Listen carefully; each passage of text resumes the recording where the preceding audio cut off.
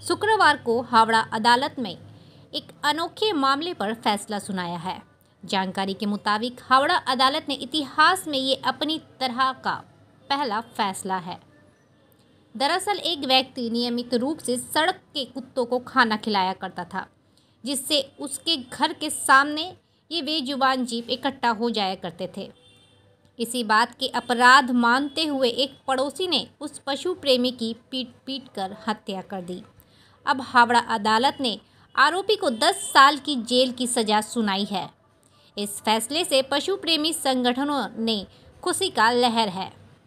सरकारी वकील वजेंद्र नाथ सासमल ने बताया, 25 जून 2014 को हावड़ा के बी गार्डन थाना क्षेत्र के दक्षिण बागसड़ा ठाकुरपुकुर इलाके के रहने वाले 54 वर्षीय वनेश्वर साव रोज की तरह सड़क के कुत्तों को खाना खिला रहे थे। तभी उनके पड़ोसी शंभू बाग ने उन्हें गालियां दी। विरोध करने पर पशु शंभू ने पीछे से लकड़ी के डंडे जैसी किसी चीज का उपयोग कर सिर पर हमला कर दिया। वनेश्वर साव मौके पर ही बेहोश होकर गिर पड़े। उन्हें हावड़ा जिला अस्पताल ले जाया गया, जहां डॉक्टरों ने उन्हें मृत घोषित कर दिया।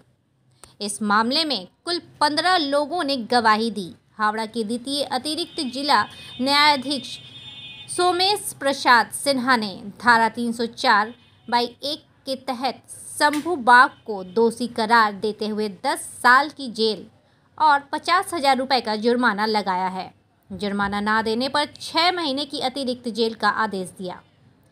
इस फैसले से पशु प्रेमी संगठनों में खुशी की लहर है।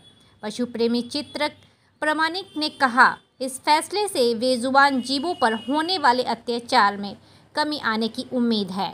হলো যে আসামি শম্ভু বাগকে হাওড়ার দ্বিতীয় অতিরিক্ত জেলা জজ কি যেন নাম প্রসাদ সিনহা উনি আজকে রায় ঘোষণা করলেন। আসামিকে 10 বছরের কারাদণ্ড দিলেন, সশ্রম কারাদণ্ড এবং 50,000 টাকা ফাইন, অনাদায়ে আরও 6 মাসের জেল। সময় তো লাগে, কোর্টে অনেক রকমের সমস্যা থাকে, এর মধ্যে করোনা 2 বছর গেছে। তাছাড়া বিভিন্ন কারণে অনেক সময় কোর্ট থাকে না, এই বিভিন্ন কারণে হয়েছে। সেদিন রাত্রেবেলা ভিকটিম কি যেন নাম তো এই বানেশ্বর সাউ, উনি প্রতিদিনই রাস্তার কুকুরদের খাবার দিতেন। সেদিনও উনি রাত্রি 11:15 নাগাদ খাবার দিচ্ছিলেন। সেই সময় প্রতিবেশী শম্ভু বাগ ওনাকে অকথ্য ভাষায় গালিগালাজ করেন, মারধর করেন এবং সেই শেষ পর্যন্ত উনি একটা কাঠের বাটাম এনে বানেশ্বর সাউয়ের মাথায় মারেন। বানেশ্বর সাউ সঙ্গে সঙ্গে অজ্ঞান হয়ে পড়ে যান। হাওড়া হাসপাতালে ওনাকে আনা হয়। সঙ্গে সঙ্গে হাওড়া হাসপাতালের ডাক্তারবাবুরা ওনাকে মৃত বলে ঘোষণা করেন। আজকে কি জাজমেন্ট হলো? Final judgement? আজকে ফাইনাল জাজমেন্ট আমাদের দ্বিতীয় অতিরিক্ত জেলা জজ সোমেশ চন্দ্র সিনহা উনি আজকে ঘোষণা করলেন রায়। শম্ভু বাগকে 10 বছরের সশ্রম কারাদণ্ড, 50,000 টাকা ফাইন, অনাদায়ে 6 মাসের জেল। পরিবারের লোকেরা কি বলছেন? পরিবারের লোকেরাও এসেছেন। ওনার যিনি কমপ্লেন করেছিলেন বাবাই সাউ, ওনার যিনি মারা গেছেন তার ছেলে, তিনি খুব খুশি। সত্যি কথা বলতে আমরা যেটা দেখি যে আমাদের মহান স্বামীজি তিনি বলেছিলেন, জীবে প্রেম করে যেইজন সেইজন সেবিছে ঈশ্বর। সেই জীবে প্রেম করতে গিয়েই প্রাণ বিসর্জন দিয়েছিলেন বানেশ্বর সাউ। এবং আজকে আমাদের দ্বিতীয় অতিরিক্ত জেলা জজ সেই আসামির বিরুদ্ধে যথাযথ সাজা ঘোষণা করেছেন। আমার ধারণা যে পশ্চিমবাংলায় এইরকম ঘটনায় এই প্রথম কোনো আসামিকে কোনো কোর্ট সাজা দিল। রায় পেলাম 11 বছর প্রায়। আমাদের মেন যে গভর্নমেন্ট যে পিপি ছিল, গভর্নমেন্ট পিপির ওপর আমাদের একটা আস্থা ছিল যে উনি একটা কিছু করবে, যেটা সাধারণ মানুষরা গভর্নমেন্ট পিপির ওপর আস্থা রাখতে পারে না, কিন্তু আমরা সেটা আস্থা রেখেছিলাম। আজকে তার সাজা ঘোষণা হয়েছে। সাজা হয়েছে 10 বছর জেল এবং 50,000 টাকা জরিমানা। এই সাজা হয়েছে, এতে আমরা বা আমাদের ফ্যামিলি খুবই খুশি আছি এটাতে। শাস্তি কম হলো বলতে 10 বছর তো অলরেডি পার হয়ে গেছে, ঠিক আছে, 10 বছরের আগে কিছু হয়নি। এবার এই যে 10 বছর এখন আপাতত যে এই রায়টা বেরিয়েছে, এই রায়টাতে আমরা খুশি আছি। নৃশংসভাবে সেদিনকে মারা হয়েছিল তোমার বাবা, দীর্ঘ প্রতীক্ষা, আজকের রায় কি তোমরা খুশি? আমরা খুশি, আমাদের ফ্যামিলিও খুশি, আমার মামাও আছে। মামা ওই এফআইআর কপিটা টোটালি লিখেছিল তখনকার যে পুলিশ এসি বোস ব্রিগাডের, যথেষ্ট ওনারাও ভালো।